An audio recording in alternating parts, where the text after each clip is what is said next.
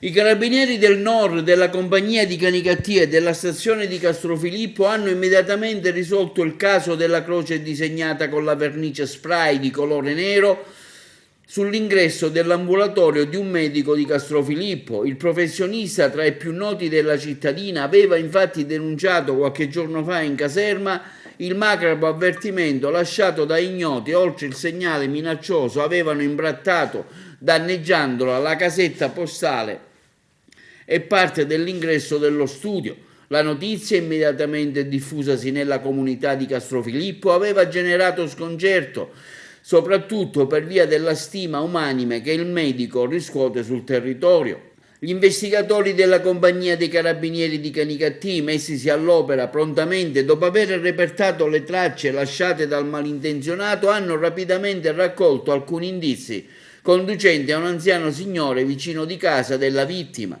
la cui abitazione è stata perquisita su mandato della Procura della Repubblica di Agrigento, che ha avallato le prime risultanze raccolte dai carabinieri. Ed è stato nel corso della perquisizione che i militari hanno rinvenuto e sequestrato gli elementi inequivocabili del fatto commesso dal pensionato, il cui gesto possa essere attribuito a rapporti di cattivo vicinato. L'uomo è stato quindi denunciato alla Procura della Repubblica di Agrigento.